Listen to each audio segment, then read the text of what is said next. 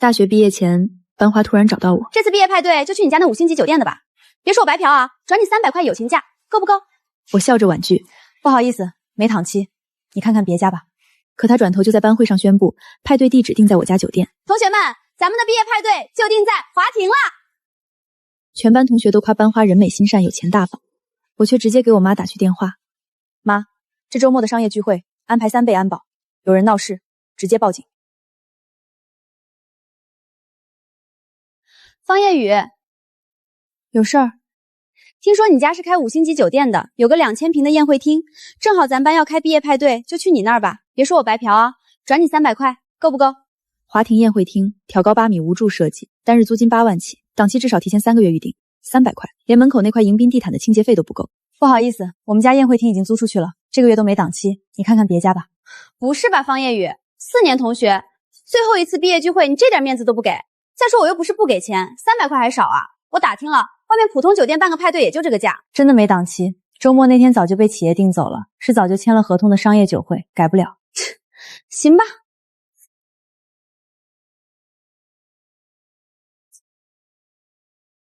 同学们，跟大家说个好消息，咱们的毕业派对地址定好了，就在本市最大的5星级酒店华庭。华庭？就是那个市中心的华庭连锁酒店。我上次路过看见门口停的全是豪车。我的天，那地方消费超贵吧？我可去不去。2000平的宴会厅，咱们班30多个人，这得花多少钱啊？场地2000平，大家随便吃随便玩，全场消费我买单。晚上顶楼的总统套房也安排好了，大家玩累了直接在上面休息，不用赶学校进境。张诗怡同学可以啊，这么大的排场，那老师能不能也跟着沾个光啊？当然可以了，辅导员，你一定要来。妈，跟你说个事儿，这周末那个陆氏牵头的商业酒会，你记得安排3倍安保。3倍？怎么了？出什么事儿了？没什么，就是有一群人可能会去闹事，到时候不用客气，直接报警就行。钱给你了啊。4年同学，最后一次毕业聚会，收个友情价不过分吧？我可是跟大家说了，场地我都安排好了，你可别让我没面子。我说过，宴会厅那天已经被预定了，没档期。最后一次聚会了，至于吗？被预定了，你让他们换个时间不就好了？我们同学4年的情谊还比不上那些面都没见过几次的客户。方夜雨，你怎么这么冷血啊？行了，你也别打太极了，我又不是不给钱，300块难道还不够？别以为我不知道，酒店空着也是空着，我给你钱是给你面子。我操，真的是华庭，就是那个市里最大的连锁酒店。我刷到过探店，光宴会厅1天就8万，还不包含场地布置和餐饮。张诗怡，你也太牛了吧！我姐上次结婚想订那个厅，排了3个月都没排上，说光有定金没用，得看会员等级。你也太有实力了吧！大家开心最重要嘛，这点小事不算什么。毕业就这一次，当然要给大家留个好回忆。想吃什么都跟我说，我统一安排，保证让大家满意。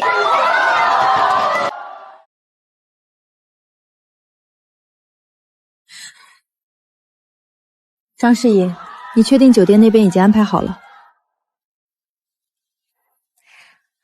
大家不用担心，我钱都已经转过去了，不会有问题的。我就说嘛，诗怡肯定安排好了，人家都真金白银花出去了，还能有假？某些人是不是管太多了？自己没本事安排这么好的场地，还见不得别人好。人家诗怡好心请客，总不能是骗我们吧？就是啊，算什么啊？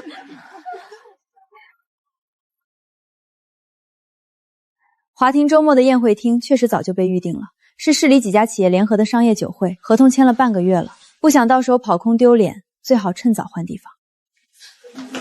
不是，你到底什么意思啊？诗怡都说她安排好了，付款证据都拿出来了，你到底在这里不买什么？是不是看诗怡比你厉害，比你有人缘，你心里不舒服啊？就是啊，方夜雨，你有点过分了吧？之前办活动都是你管钱，现在诗怡全包了，你是不是觉得没话语权了？诗怡好心给大家安排这么好的场地，你不感谢就算了，还在这里泼冷水，什么人啊？小雨，我知道你可能对我有意见，我们私下说好不好？别让大家看笑话。哼，方夜雨，你怎么就这么不懂变通呢？反正酒店是你家的，档期给谁不是给？我也是想给大家留下最好的毕业派对体验，你就不能理解一下？再说了，我不是第一次见他这副样子。上学期学生会春游，我熬了整整1周，改了8版策划，联系车辆，谈景区折扣，做安全预案，连雨天备选方案都写了3页。结果动员大会上，他上台拿着我做的 PPT， 笑着说：“不辛苦，为大家做事都是我应该的。”轻轻松松就把所有功劳揽在了自己身上，连最后2个创新学分也落到了他手里。事后他找到我，也是这么笑着说的：“夜雨，你能理解的吧？对吧？反正你成绩好，也不差这2个学分，我要评奖学金，刚好能用上。”你这么大度，肯定能理解的，对吧？同样的话，我不想再说第3遍。周末没档期，你们换地方。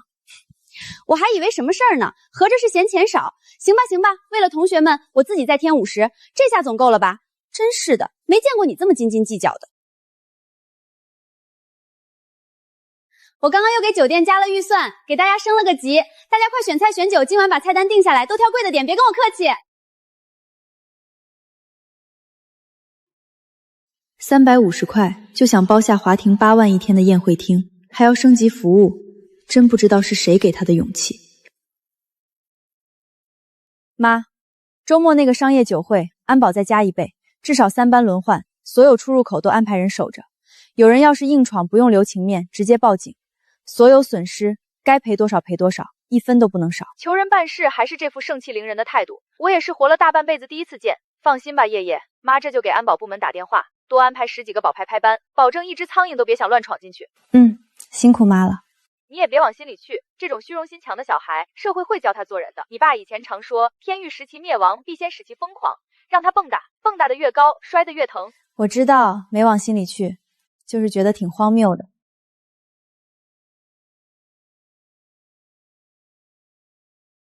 菜单我初步定好了，大家看看还有没有补充的。想吃什么尽管说，我让酒店那边加。另外，酒店顶层总统套房也安排好了，晚上大家不用回学校赶闷气，直接住下来玩。还有什么需求也尽管提，我都能安排。我的天，华庭顶层那个一晚上10几万的，世仪你也太豪气了吧！听说那个套房没高级会员根本订不到。有宠是能拍照吗？我想拍毕业朋友圈。听说有收藏级酒窖，能不能让我们开开眼界啊？没问题，大家放心，都可以安排。他甚至都不知道华庭有严格的客户等级和审批制度，总统套房、私人酒窖，这些高权限区域就算花几十万也不可能一次性全开。这些服务没法一次性提供，酒店有规定，活动审批过不了。连会员体系都不知道，也敢吹这么大的鸟。方夜雨，你没事吧？不知道的还以为这酒店是你开的吧？就是，人家事宜都安排好了，用得着你在这里说话？你是不是见不得大家好啊？有些人就是穷酸命，自己享受不起，也见不得别人大方。有些人就是穷酸命，自己享受不起，也见不得别人大方。活动审批过不了。家人们谁懂啊？好好的毕业派对，有人非得跳出来捣乱，真无语。李萌萌，你有病是吧？叶雨真的不行吗？我总觉得有点不踏实。之前活动都是你办的，这次突然这样，我有点慌。别去，会出事。小雨可能是误会我了，毕竟以前班级活动都是他负责，这次被我接手了，他心里有点不舒服也正常。再说了，以前办活动他总要收大家班费，这次我全包了，他可能觉得这样不好吧？不会吧，连班费都贪，也太恶心了吧！我说怎么以前每次活动都要交50、100的，合着是有人在背地里搞小动作啊！钱你收着，就说是匿名捐款，别说是我给的。他家本来就困难，得这个病够受的了，别让他有心理负担。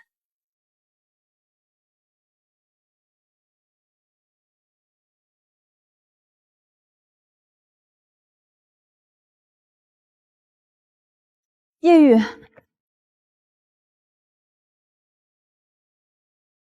怎么了？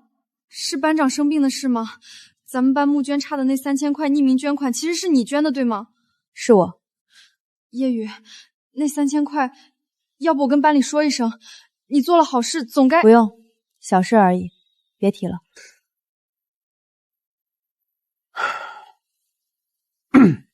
方夜雨同学，如果事件属实，学校会严肃审查的。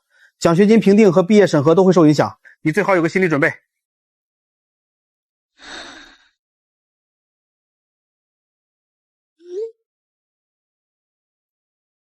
行，既然他非要找死，那我就成全他。周末商业酒会筹备中，100万舞台即将亮相，敬请期待。诗怡，你看华田官号发的这个活动跟咱们毕业派对不会是同一天吧？看着阵仗好大啊！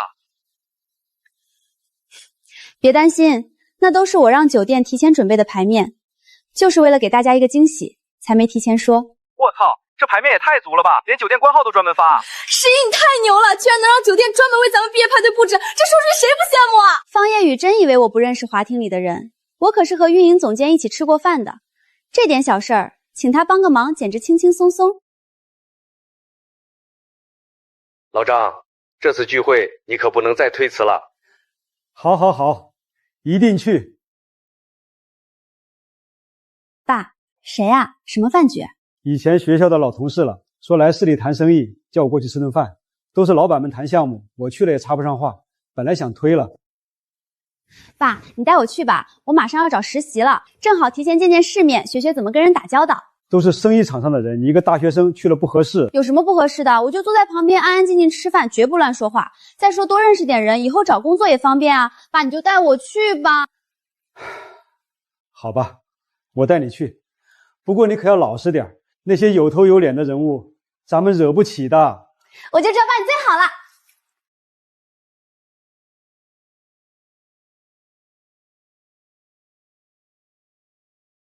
那个项目啊，王总说了算，这杯我干了。哎，可不是嘛！哈哈哈哈！各位，给大家介绍一下，这位是华庭酒店的刘建国刘总监，管着整个城南分店的运营。咱们以后办活动定场地找刘总准没错。对，刘总年轻有为。华庭，方夜雨家的连锁酒店，全市最顶级的5星级酒店。要是能认识这位总监，以后在班里岂不是连方夜雨都能压一头？刘总监您好，我叫张诗怡，是在校大学生。以后我们班级活动说不定要麻烦华庭，今天能认识您真是太荣幸了，我敬您一杯。好说好说，以后去华庭提我刘建国的名字都好使。刘总大气。刘总监，方便留个联系方式吗？以后定场地我好请教您。方夜雨以为酒店是他家开的就了不起，现在我认识了酒店的运营总监，以后华庭的场地我说不定比他还好使。以后班里再有活动，看他还怎么在我面前端架子。哼，多大的脸啊！那舞台是专门为市里5家龙头企业联合酒会搭建的，光设计费就几10万，整体造价300万。他居然眼睛都不眨就敢认，我倒要看看他那张350块的转账记录能不能刷开8万1晚的宴会厅大门。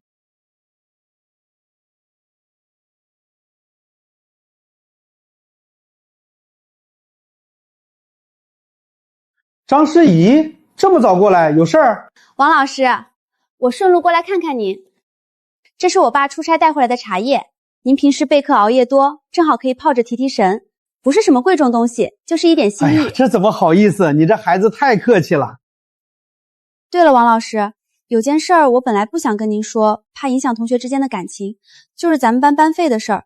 之前一直都是方夜雨在管，这次毕业派对我想着全包了，给大家留个好回忆。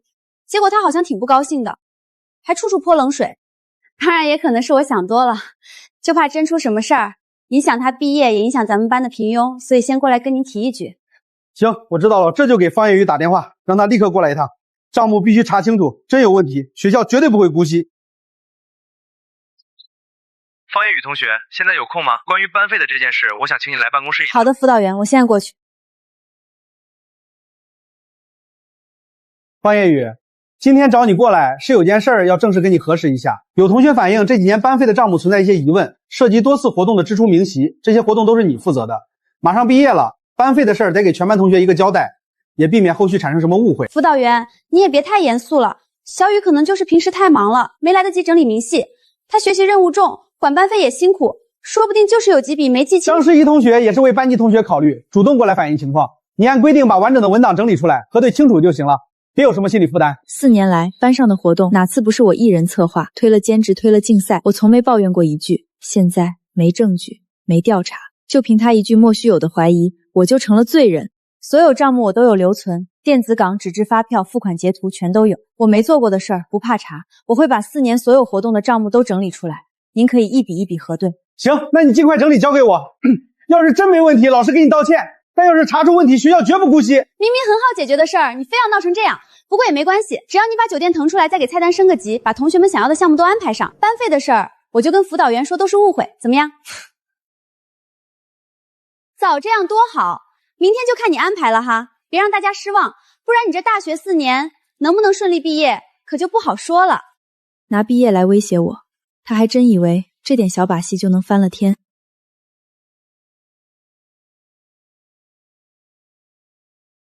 1200块，学院怎么可能追加补贴？学院补贴才批了200，大礼堂没戏，小礼堂又太破，连麦克风都没有，奖品也只能买那种最便宜的笔记本，拿出去都嫌丢人。我刚和学生会那边沟通好了，学院又追加了一笔补贴，刚好够升级大礼堂和定制书签、文创笔记本，你别担心了。真的？学院怎么会突然这么大方？方夜雨你也太靠谱了吧！特殊关照吧，赶紧去跟班上同学说，别耽误排练。好消息，同学们，好消息！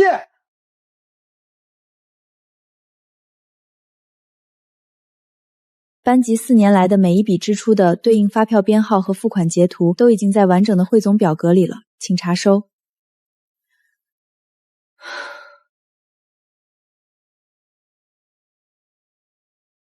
喂，明天没有课，要不要去华庭酒店看看？反正也没事儿。我靠，可以啊！我也早就想看看华庭是什么样的了。那明天咱俩去看看。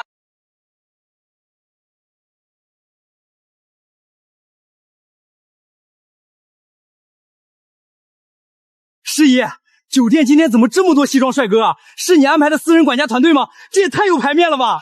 我站门口腿都软了，不敢进去啊！这阵仗也太大了。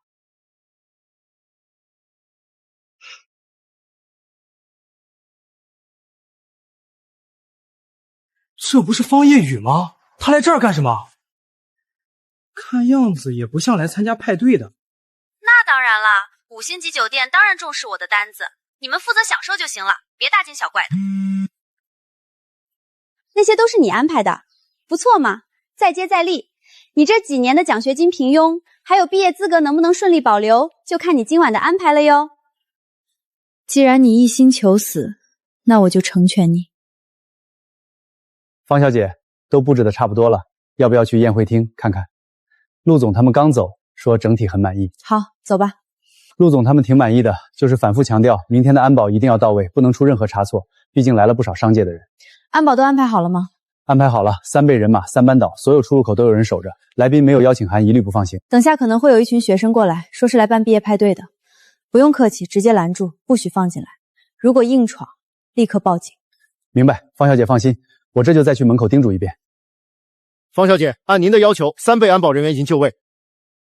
正门4个岗，宴会厅入口2个岗，顶层套房区域2个巡逻岗，地下车库、货梯、消防通道也都加了人，全程持对讲机联动。收到。他们人多，也有硬闯的概率，多注意。先口头劝阻，不要一上来就动手推搡，更不可以致人受伤。那要是他们真冲进去了，要不要立刻把人架出来？优先守好宴会厅，尽量减少财物损失。方小姐，刘总监的电话。刘总监，方小姐，你提前预警跟我说了是对的，真出了事再补救就晚了。安保处如果还没有别的需要，随时联系我。好的，刘总监。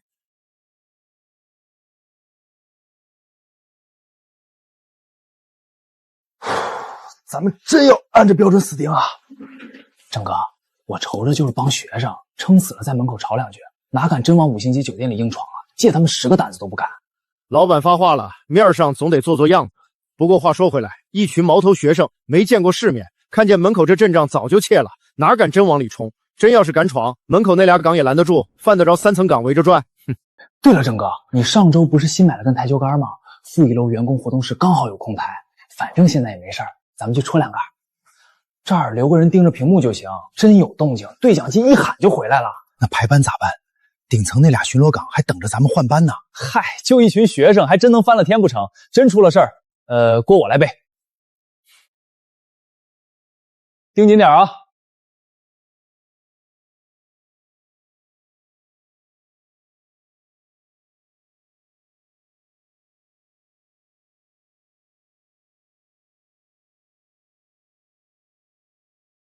诗怡，你快点啊！大家都在楼下等了。我跟你说，我特意把我这台拍立得带上了，等下在总统套房多拍几张。急什么？看你一副没见过世面的样子。走了。等下到了酒店以后，别大惊小怪的。5星级酒店有5星级酒店的规矩，别给我丢脸。好的好的，还是诗怡你厉害。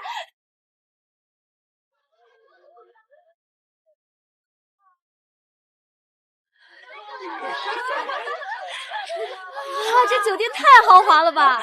多亏了诗怡啊，要不咱们哪能来这种地方？毕业能有这排场，多有面儿！方夜雨还说我们进不去，笑死了。那门口那些黑西装是迎接谁的？总不是迎接他的吧？他自己没见识，还不许我们见世面。就是酸呗，酸也没用，谁让人家诗怡家里有本事呢？要不还是再确认一下吧，我总觉得有点不对劲。叶雨他不会无缘无故说那种话的。你怕什么？诗怡都安排好了，钱都付了，你是不是跟方夜雨一样见不大家好啊？不想去你就回去，没人逼你。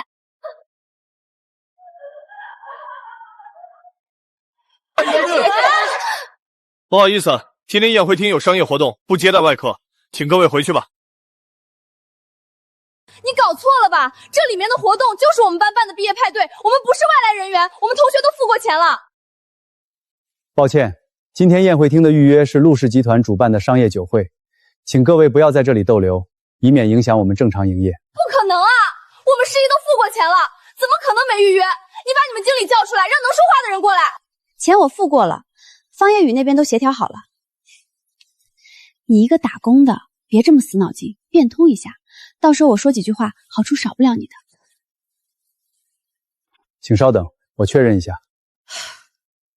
走吧，搞定了，就是个小误会，里面都安排好了。刚才就是个新来的保安不懂事儿。我就说嘛，有诗怡在，肯定可以进来的。哎，等一下，不能进！快拦住他们，别让他们进宴会厅！所有安保立刻到宴会厅门口！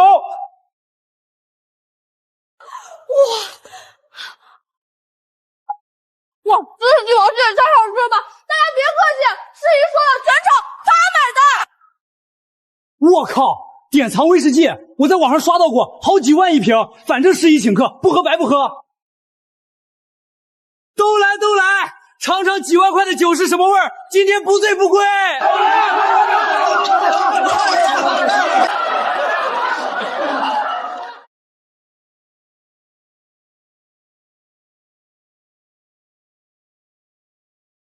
诗怡说总统套房随便我们住，走啊，去看看10几万的套房长什么样。我要拍好多照片发朋友圈，羡慕死那些没来的人。对，还有顶楼泳池，我特意带了泳衣，快去。起开！你等吧。什么不能进？我们预约了的，不就是个破门吗？给我弄开！诗怡都打过招呼了，你算老几啊，在这拦着？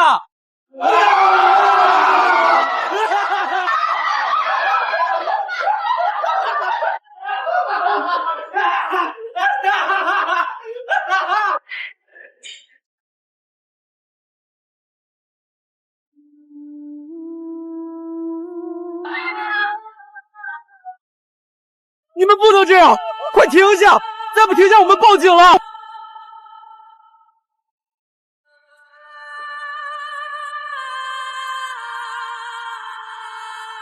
方小姐，出事了！之前您说的那批学生硬闯进来了，我们拦不住，他们现在已经进宴会厅了，完全失控了。具体情况，他们进宴会厅后就直奔餐台去了，4万2一瓶的典藏威士忌，他们开了3瓶。现在还有很多人未经允许到总统套房区域了，套房的电子门锁都被撬坏了，里面糟蹋的不成样子。初步估算，损失起码超了20万。工作人员实在拦不住，他们人太多了，还推搡我们的员工。直接报警，擅闯商业活动，破坏酒店设施，寻衅滋事，该怎么处理就怎么处理。另外通知安保部，封锁所有出口，一个都不要放出去。所有损坏的东西全部拍照留证，监控也调出来保存好，每一个人的行为都拍清楚，后续赔偿和追责按法律程序走。明白，我马上安排。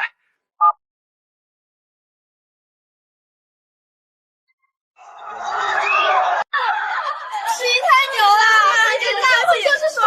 大家放心玩，今天所有消费我买单，尽管喝，尽管玩，玩得开心最重要。哎呀，你就放心吧，林晓，绝对不会出事情的。来都来了，你尝尝这个，这个可好吃了。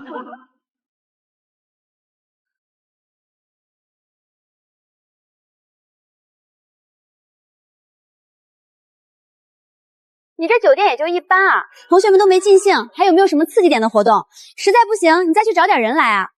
毕竟事关你学业，你不得上点心？好啊。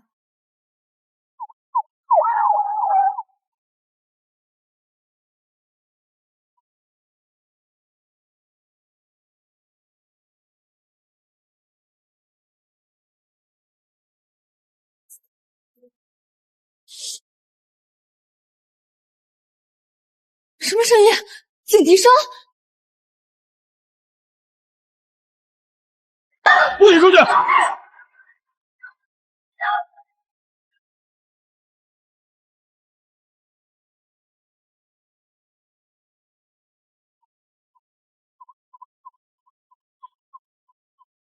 你们说自己有预约，是来办毕业派对的。对，我们是来办毕业派对的，我们付过钱了，真的。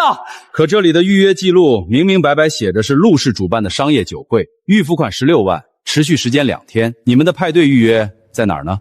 我们付过钱了，付了300块，不对，是350。张诗怡传给酒店负责人了。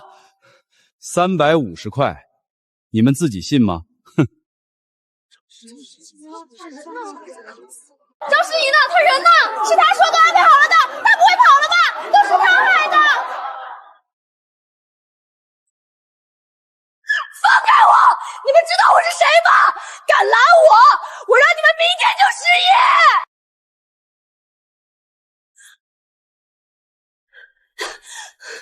方夜雨，是你报的警，为了350块钱你报警，你至于吗？你信不信我现在就让你后悔，让你毕不了业？哦，你想让我怎么后悔？喂，刘叔，是我诗怡，华庭这边出了点事儿，一个同学因为跟我闹别扭报了假警，麻烦您跟分局那边打个招呼，把人撤了吧。行，麻烦您了。看吧，我认识家酒店的运营总监，一个电话的事儿，大家放心，没事的，等下就能走了。我就知道诗怡你有办法，人脉正广。认识酒店总监也太厉害了吧，这下没事了。那通电话他拨出去之后，屏幕根本就没亮，都到这个地步了，还要装。你刚才说的运营总监刘叔是哪位？叫什么名字？工号多少？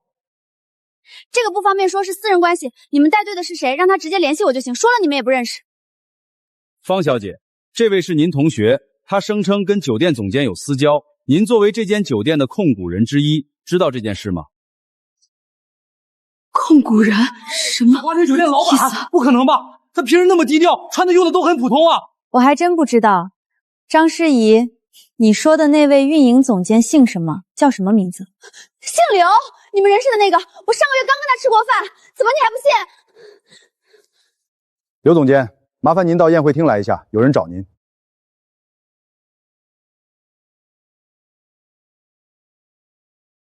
这位小姐，我们认识？你不记得我了？我是张诗怡啊，上个月我们在饭局上见过的，你还跟我喝了酒。我是华庭分部运营总监刘建国，从业12年，不记得有见过你。这位小姐，饭可以乱吃，话不能乱讲，冒充酒店高管亲友是要负法律责任的。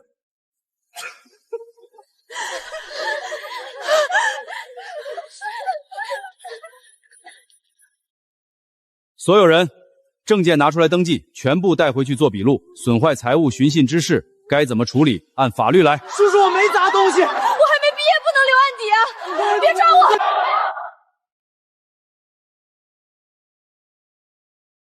凭什么呀？我们是被骗来的，我们什么都不知道。我们以为真的有预约，是张诗怡骗我们的。张诗怡，你说话！你不是说一个电话就能解决吗？你快给那个刘叔再打一个！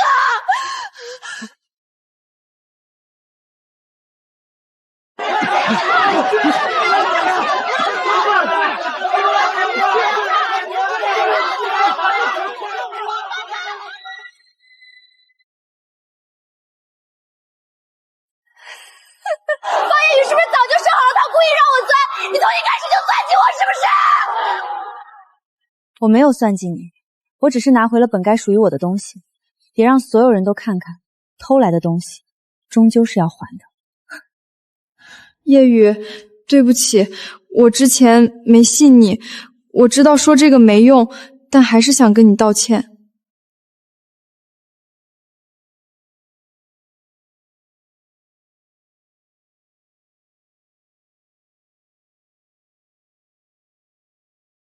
典藏威士忌3瓶，12万6，总统套房定制门锁1万8，宠池换水3万5，进口羊毛地毯4万2。方小姐，初步核算就是这个数，如果走相关程序，这些都有监控和实物证据，胜诉没问题。另外，他们未经允许闯入商业活动现场，破坏公司财物，已经涉嫌寻衅滋事，是可以追究相关责任的。尤其是带头的那个女生是主谋，量刑会更重。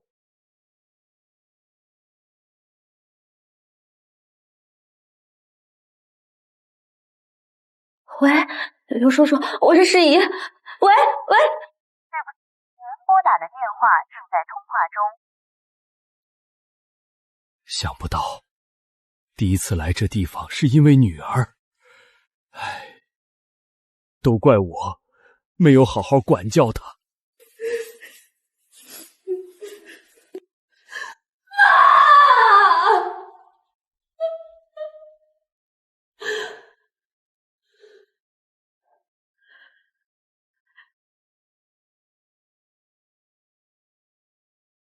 同志，方小姐，我们家的情况实在拿不出那么多钱。我们两口子都是县城中学的老师，一个月工资加起来才7000多块，还要养老人，没什么积蓄。这孩子从小就好强爱面子，上了大学看见别人都穿名牌用大牌，心里就不平衡了。我们也骂过他，让他别跟别人比，好好读书就行。他嘴上答应，背地里还是偷偷买那些假包假饰品，跟同学说家里有钱。我们说他就跟我们吵架，说我们没本事，让他被人看不起。这次的事儿是他不对，是我们没教好他。您要多少钱，我们都赔。我们老家还有套老房子，实在不行就卖了，我们再出去打工，慢慢还。只求您别告他，他还年轻，刚毕业，要是留了暗府，这辈子就真的毁了。我错了，你怎么这么不懂事啊？我们怎么教你的？你知不知道闯了多大的祸？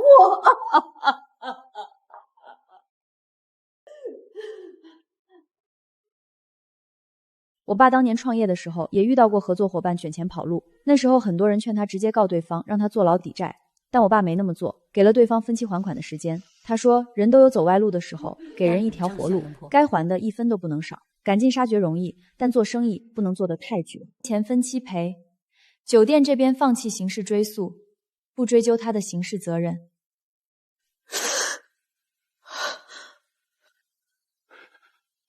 你说什么？我说钱可以分期还，他那些高仿包假首饰能卖的都卖了，家里房子能抵押，剩下的他自己打工慢慢还。但是有一点，以后别再打肿脸充胖子，别再想着不劳而获，踩过路是自己走的，摔了就得自己爬起来。分期协议签了就必须遵守，要是逾期不还，我还是会走法律程序，机会只有一次。谢谢你姑娘，谢谢你，你真是好人，我们一定还，我们砸锅卖铁也一定把钱还上，绝对不拖欠。我们一定还，一定还。方夜雨，你为什么？别想多了，不是原谅你，我是不想因为你一个人的错，毁了一个本该完好的家庭。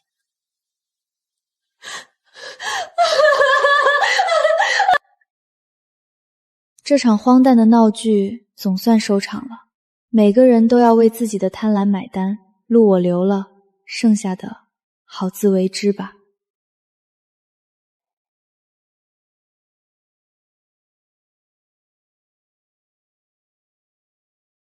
方小姐，陆总的助理到酒店了，他说酒会延期的损失，他们要单独跟您谈。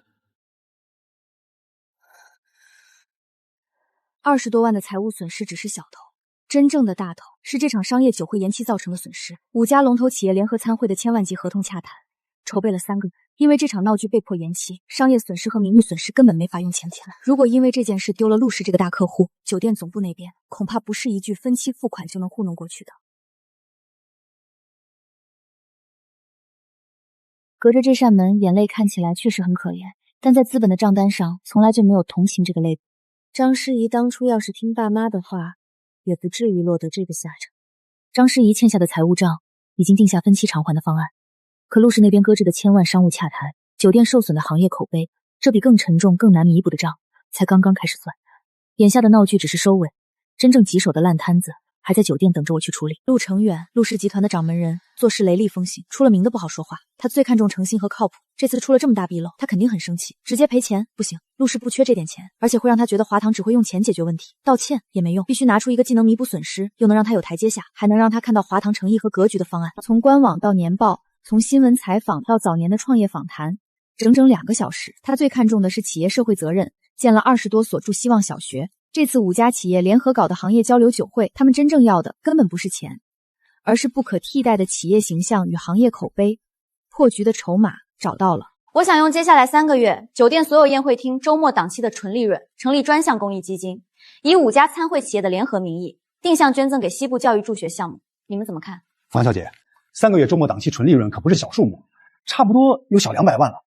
这损失是不是太大了？这笔投入看着数额不小，可若是因此彻底失去陆氏这个长期大客户，再闹出负面在高端商务圈的口碑，后续流失的合作资源、隐形营收损失远远不止这200万。况且这笔资金并非单纯补偿赔款，以联合公益的形式捐出，既能安抚陆氏，弥本事故造成的信任裂痕，也能塑造酒店会担当的正面形象。从长远经营角度来看，这笔投入反而是划算的。整体方案逻辑通顺，具备落地条件，但所有执行流程必须做到极致规范。专项公益基金的备案资质、捐赠拨付节点、资金调账公示渠道、第三方监管机构对接，每一环都不能疏漏，全程留痕，杜绝任何合规隐患。只要完整落地，这次公益事件会形成优质软性公关，自带大众好感度，能大幅拉高酒店公众口碑。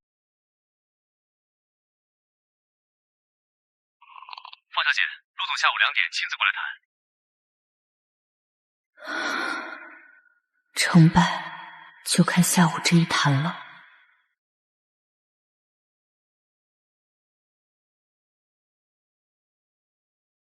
陆总，久仰。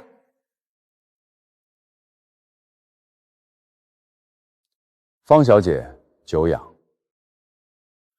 陆总，专门的会议室已经全部布置妥当，相关资料都备齐了，我们上楼细聊吧。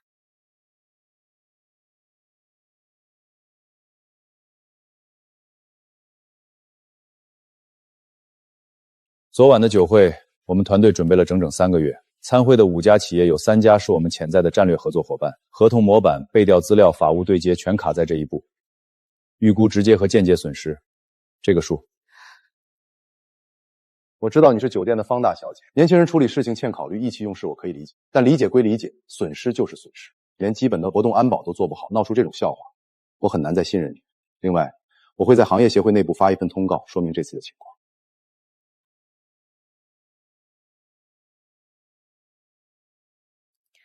陆总，如果我说昨晚酒会的全部收入，我会以贵公司的名义捐给山区儿童助学项目呢？你觉得我缺那点名声？不缺，但您缺一个体面收场的台阶。继续说。第一，昨晚私闯场地的人，该赔的1分不会少，该承担的法律责任也不会少，这是法律层面的交代。第二，酒店被破坏的所有设施3日内全部修复完毕，酒会场地布置之前更高，所有笔费用由酒店承担，这是服务层面的交代。至于酒会延期造成的商业损失，我会把接下来3个月酒店所有宴会厅周末档期的纯利润全部划入一个专项公益基金，以贵公司和另外4家参会企业的联合名义，定向捐赠给西部地区的教育助学项目，建希望小学，资助贫困学生。所有资金流向全程公开，接受第三方机构和社会监督。您觉得这个处理方式够不够让您满意？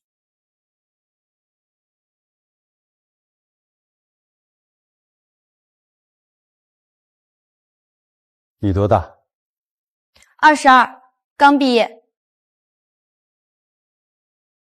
22岁能干出这种事儿，说出这种话，你比你妈更厉害。陆总过奖了。基金的事儿我让法务和公益部门跟进，合作的事先不急着翻篇，看你后续怎么落地。方小姐，我等着看结果。一定不会让您失望。叶叶，陆总那人不好对付啊，谈得怎么样？要不要妈妈订机票回国帮你处理？不用，妈，我能搞定。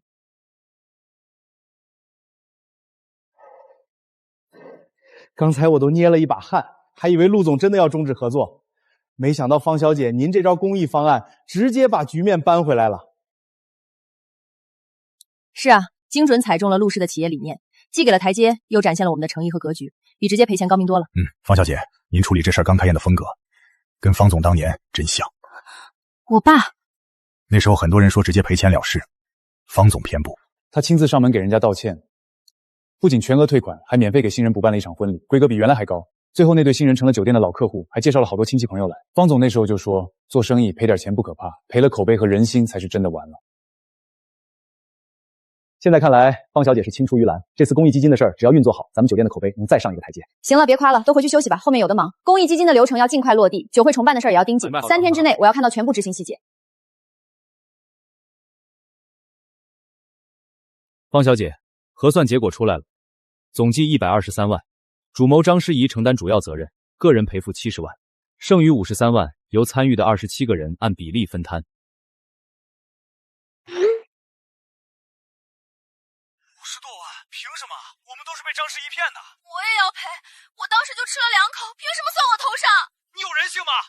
穷学生，你这是要逼死我吗？你家那么有钱，至于计较这点小钱，太恶毒了吧！账单明细已发邮箱，每笔消耗、破坏设施，监控拍得一清二楚。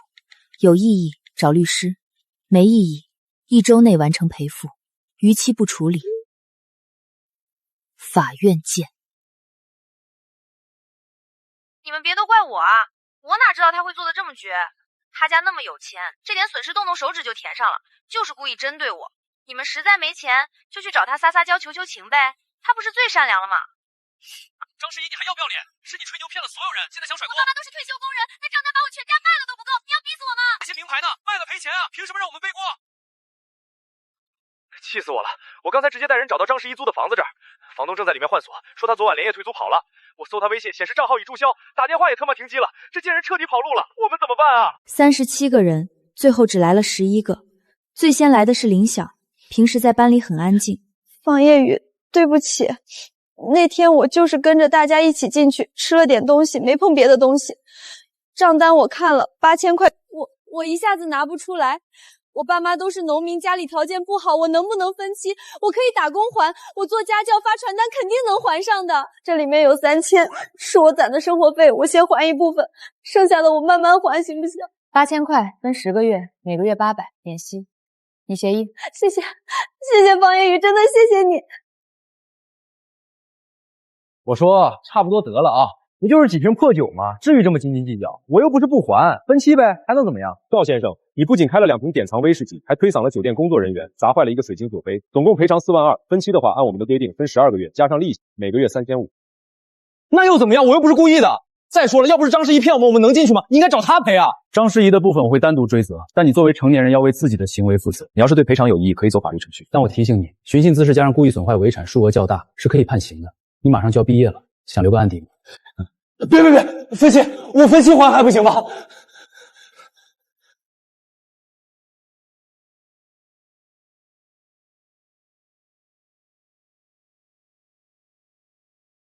我是被张诗怡骗的，凭什么让我赔钱？你们这么大个酒店，就和我欺负我一个弱小女生，是不是？撬总统套房门锁，毁坏财物，偷窃酒店高级洗护用品，个人赔偿6万。另外，你的行为已构成非法侵入住宅罪。我错了，求求你们真的错了。方总，剩下的没来的，律师函已经全部寄出了。方夜雨，你赢了，我这辈子回你手里了，你满意了？路是他自己选的，后果自然要自己承担。我没逼他吹牛，没逼他硬闯酒店，更没逼他破坏东西。所有的选择都是他自己做的，怨不得别人。方小姐，这是陆总让我交给您的。他说了，如果这个公益基金按计划落地，之前的合作可以重启。这不仅是一份合作协议，更是一份认可，是对方对我处理方法的认可，也是对我能力的认可。叶叶，陆总那边跟我通了电话。他说你比他想象中厉害，年纪不大，做事有章法有格局。那可不，我可是你和爸爸的女儿。你爸要是还在，肯定得请你喝酒。他总说我们女儿长大了肯定有出息，果然没说错。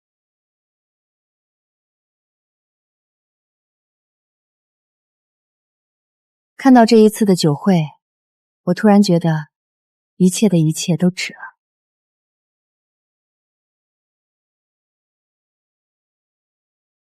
比上次布置的还好。应该的，上次的事儿是我们安保不到位，这次绝对不会再出问题。年轻人犯错不可怕，知错能改，还能举一反三，就很难得。刚创业那年接了个大单子，因为太想做好，急功近利，供应链出了纰漏，赔了客户一大笔钱。那时候我以为公司要倒闭了。后来呢？后来我没跑路，带着团队天天守在客户公司，给人道歉，给人补方案，熬了半个月，终于把问题解决了。那时候我看我实在，不仅没终止合作，还给我做生意，先做人，人品靠谱比什么都重要。你这次的处理方式很聪明，也很有担当，比很多混迹商场多年的老油条都强。好好干，谢谢陆总，前途不可限量。有些坎跨过去了，就是台阶。方小姐，这波公关效果比预想的好太多了，好几个企业主动来问合作，都说冲咱们的公益格局，愿意优先考虑华庭。宴会厅档期已经排到半年后了，王浩在朋友圈把自己包装成绝路上的受害者，可惜卖惨了整整3天，捐款进度条几乎没动过，只收到了可怜的40多块钱。因为有人匿名在评论区放出了当天的监控截图，还有他带头起哄的聊天记录，把他抵控自己闯祸弄坏了别人的东西，还有脸众筹。人家酒店老板没让你坐牢就不错了，还好意思卖惨。王浩偷鸡不成蚀把米，名声彻底臭了。最后他只能灰溜溜滚回老家，在小工厂做苦力，每个月4000块的工资，一半都要拿去还债。至于其他躲着不赔钱的人，因为得罪了龙头企业，简历石沉大海。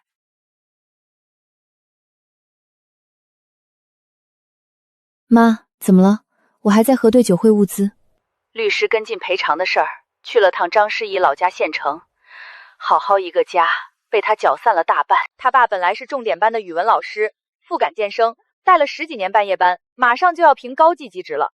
这事儿传开后，家长闹到学校，原先可以评上的高级教师也没了。学校最后把他调到了后勤，工资降了快一半。他妈本来在学校食堂打工，被人背后指指点点，脸皮薄主动辞了职，家里的老房子抵押给银行，凑了20万先赔过来。就算这样还差30多万。他爸本来就有高血压，这一折腾气得住院，差点中风，70万的债压在一个小姑娘身上，刚毕业名声就坏了，这辈子恐怕真翻不了身了。怎么不说话？你心软了？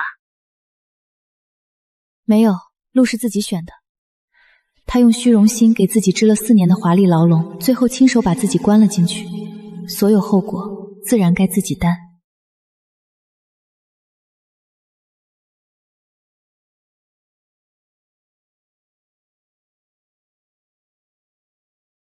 不说了妈，我回去开会了，下周还得开个酒会，忙完就好了。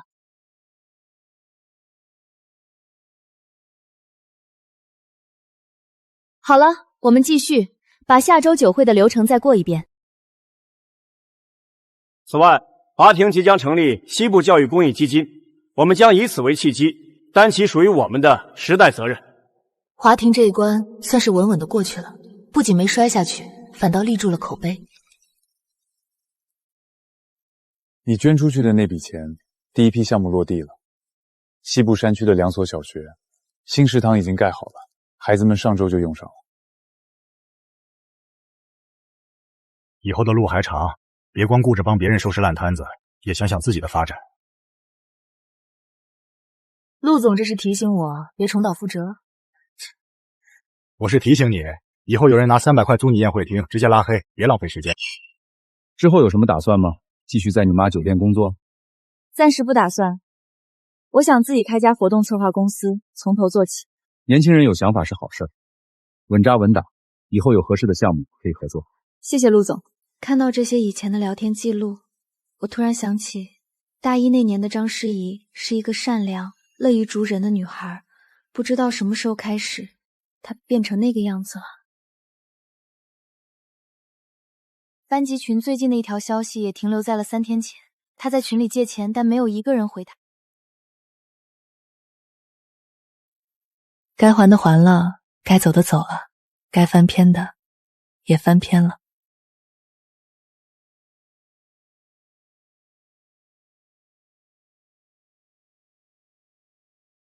毕业典礼没去也没关系，我的人生不会为这点小插曲停下脚步。半年之后，我在市中心开了一家自走策划公司，名字叫时光。办公地址选在华庭酒店对面的写字楼18层，落地玻璃窗正对着华庭的顶楼，视野很好。创业是我自己的事儿，我本可以租更好的地段，但我没那么做，不想一开始就靠着家里的光环，那样赢了也没什么意义。公司刚成立的时候，加上我一共才3个人。第一个招进来的是设计师，叫周佑，大家都叫他小佑，刚毕业1年，学视觉传达的。面试的时候抱着厚厚一本作品集，眼睛亮得很，说不想去打螺丝，想跟着小团队一起成长，做真正有想法的案子。我翻了他的作品，风格灵动，细节扎实。恭喜你通过面试，明天准备过来上班。第二个是策划师，叫凯哥，本名陈凯，有3年活动策划经验，之前在本地一家老牌策划公司干过，厌倦了大公司的流程僵化和内耗，想找个有冲劲的小团队。他面试的时候跟我聊了2个多小时，从创意构思、现场执行，条条道道都拎得灵，是个能扛事儿的人。开业那天是个周六，天气很好，我妈特意从国外飞回来为我庆祝。她在办公室里转了一圈，这里摸摸，那里看看，最后站在落地窗前，看着对面的华庭酒店，眼眶有点红。你爸要是在，肯定得高兴坏了。我们叶叶长大了，能自己独当一面了。妈，开业的好日子，以后肯定会越来越好的。那天陆总也派人送了一对开业花篮，香槟色的玫瑰搭配油泽立叶摆在公司门口，上面的飘带写着前程似锦，落款是陆氏集团陆晨远鹤。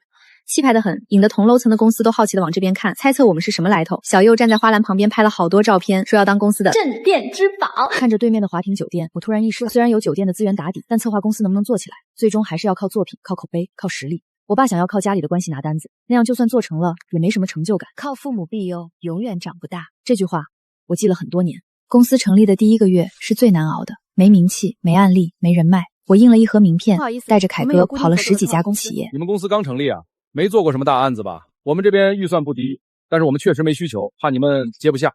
大多都被婉拒了。方总，没事儿，创业都这样，咱们慢慢来，总能打开局面的。我没事，被拒绝很正常。我爸说过，做生意哪有一帆风顺的，熬过去就赢了。咱们再把方案改，下次找下一家。刚成立怎么了？总有一天我要让他们知道，时光策划不比任何大公司差。我们有单子了，是一家做智能硬件的科技公司，规模不大，要办一场年会，预算10万。10万的单子放在大公司根本看不上眼，但对当时的我们来说，我特别珍惜这个机会，带着小右和凯哥熬了好几个通宵。我们先去了客户公司，跟他们的员工挨个聊，了解公司的文化和大家的想法，知道他们团队年轻人多，不喜欢老套的年会流程。鉴于公司年轻人较多，我提议把传统的领导致辞、节目表演改成科技游园会的形式，大家可以感受一下。我还设置了很多互动游戏和闯关环节，还有盲盒、抽奖和团队挑战赛，既有仪式感又好玩。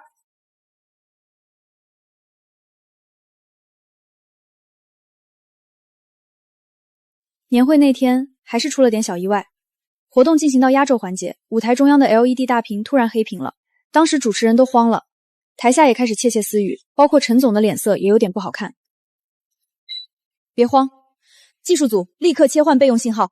凯哥，你去控制室排查硬件问题，小右去台下安抚一下客户情绪，就说正常转场。吩咐完，我自己拎着备用数据线就往后台控制室跑。冬天的空调房里，我跑得满头大汗，拆开设备盖板检查，3分钟就找到了问题，是数据线接口松了，刚才设备调试的时候没插紧，我重新拔穿固定，节目画面正常播放了，还好没浪费多少时间。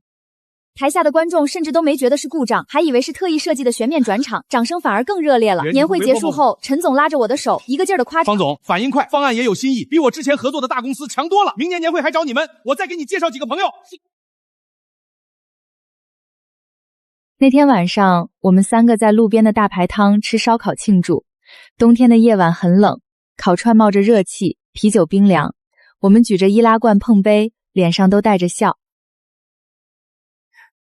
虽然只是个10万的小单子，但对我们来说是第一步，是认可，是希望。就像陈总说的，他后来真的给我介绍了好几个客户，都是不大不小的单子，但每一个我们都尽心尽力的做，口碑一点点积累了起来。第2个月，一家做国风美妆的国货品牌叫桃夭，要办一场200人的新品发布会，预算不低，要求极高，4家竞标，除了我们，另外3家都是本地赫赫有名的老牌巨头，其就包括当初看不起我们的盛典传媒。方总，另外3家都是大公司，案例一大堆，咱们公司才刚起步，能行吗？大公司卖的是过去的履历，我们拼的是这一次的脑浆。盛典既然也在，正好去把会议室白板擦缸，今晚通宵。接下来的4天，我们几乎是住在了办公室。我把桃夭品牌近3年的产品、调性、营销风格全都研究了一遍，连他们老板的采访都翻出来看了。这次的新品是国风护肤系列，主打东方草本，发布会场地定在华庭酒店的宴会厅。我脑子里慢慢有了思路。既然场地在华庭，那就把场地优势用到极致。我把2000平的宴会厅划分成了4个沉浸式体验区，对应4个产品系列：清河、松烟、桃夭、月白。每个区域都有对应的香氛、陈列和互动体验，嘉宾可以边走边体验，最后汇聚到主舞台看发布秀。除此之外，我们还设计了国风走秀加线上同步直播的环节，邀请国风博主到场试用互动，兼顾线下与线上。就连嘉宾的伴手礼，我们都设计成了定制的国风香薰礼盒，跟新品调性高度。方案改了一遍又一遍 ，PPT 做了50多页，连每一个区域的灯光参数、香氛浓度都标注得清清楚楚。竞标那天，我从容地走进了华庭的会议室，另外3家公司的代表都坐在那里，看见我这么年轻，眼神里都有点惊讶，还有点不以为然。轮到我的时候，走上台点开 PPT， 从容不迫地开始讲方案，从预算明细到用景预案，我讲的条理清晰，细节满满。讲完之后，客户方的市场总监问了好几个问题，关于执行，关于预算，关于应急方案，我都一一答了上来，干脆利落。方总，你觉得咱们有戏吗？尽人事，听天命。我们的方案没问题，结果当天下午就出来了。经过综合评估，我们决定把这个案子交给时光策划。你们的方案最有新意，最懂产品调性，而且对成品的执行落地更有保障。小优激动的差点跳起来，凯哥也笑得合不拢嘴。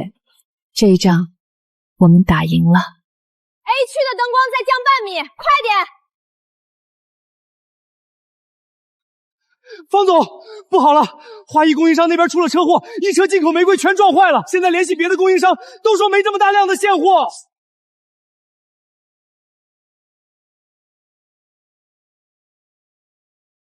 这可是客户指定的主题花材，缺了花，整个现场的氛围感就全没了。明天一早客户就要来彩排，这可怎么办啊？别急，我认识一家花卉基地的老板，他们有自己的种植大棚，量够。老李是我，方夜雨，对急单，最高规格的进口玫瑰，把你棚里的现货全清给我，连夜装车加2倍运费，2个小时内我要在华庭酒店的卸货专看到你的车。所有人分成一组，继续搭舞台背景，另一组提前把花泥工具全部准备好，花一到立刻进场插花，今晚通宵，必须在天亮前把所有花艺布置完。收到，方总，快，2组人跟我去拿花泥，立刻！方总 ，LED 屏的排线出了问题，有3块屏不亮，技术人员正在排查，可能要换配件。备用配件在仓库第几区 ？B 区3号柜。立刻调出来，让技术组10分钟内预热，以防万一。库房 ，B 区3号柜，把排线给我拿出来，快，跑起来！好单位注意，好单位注意！方总，幸好有你在，换了别的公司，这会儿估计已经慌神了。做活动的哪有不遇到突发情况的？能解决的问题都不是问题。太满意了，比我预想的还好看。拿下桃夭的新品发布会之后，公司一下子就活了，品牌方特别满意，在行业里帮我们传了不少口碑。很快就有客户主动找上门来，有做服装的，有做珠宝的，有办企业年会的，有做品牌发布会的，案子一个接一个，团队也慢慢壮大起来。办公室不够用了，我们又租下了隔壁的一间，打通之后宽敞了很多。公司的运营逐步走上了正轨。又过了2个月，在一个行业酒会上碰见了陆成远。酒会在华庭办的，陆成远身边跟着一群人，众星捧月的，是全场的焦点。听说你那小公司干得不错，刚够发工资，跟陆总您比不了。下季度我们集团有个品牌发布会，规模不小，1000万级预算，你要不要接？预算多少？你开价。陆总，感谢您还愿意信任我，这次我不会再搞砸了。搞砸了也行，你再捐一笔公益基金，我给你翻倍的投资。那个年轻的女老板是谁啊？陆总都主动跟她搭话。好像是时光策划的创始人，叫方夜雨，挺厉害的，最近冒头很快。这么年轻就这么厉害，家里条件也不错吧？谁知道呢？能让陆总另眼相看，肯定不简单。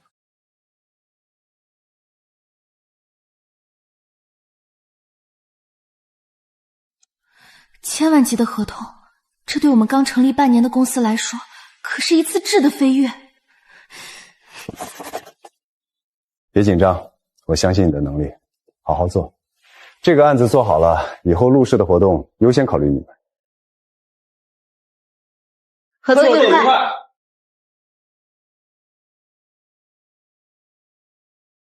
方总，这是今天下午来面试执行总监的林小姐。方夜雨，哦不，方总，我不知道这家公司是你开的，我要是知道就不来了。等等，简历我看看。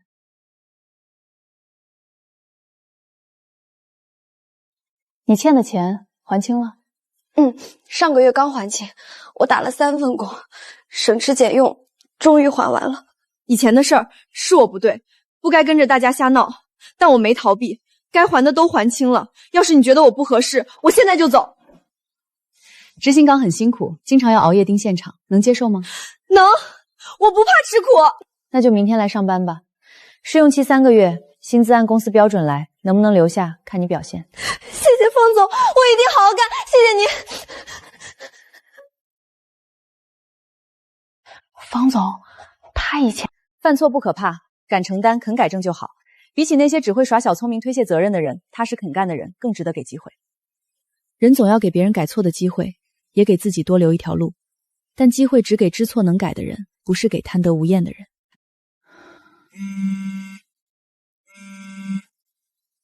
听说你开公司了，恭喜！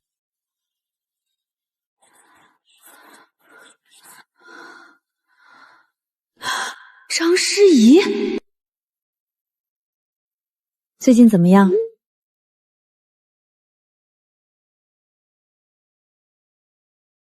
在老家找了个电商客服的工作，每天接电话，慢慢还钱。叶雨，谢谢你愿意放过我，以前是我不对，太虚荣了，嫉妒你，也害了大家。好好过日子吧，过去的事就让它过去吧，怨恨也好，唏嘘也罢，都没意义了。他走他的路，我走我的路，从此山高水远，互不相干。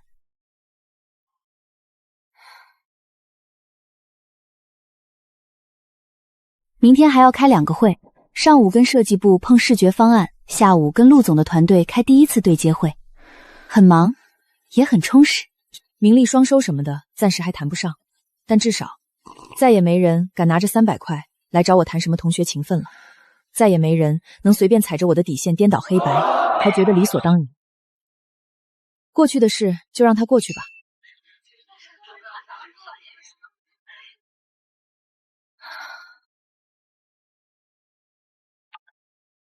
方总，明年陆氏30周年庆，预算非常高，你要不要来竞标？陆总肯给我这个机会，那我肯定会尽力去争取啊。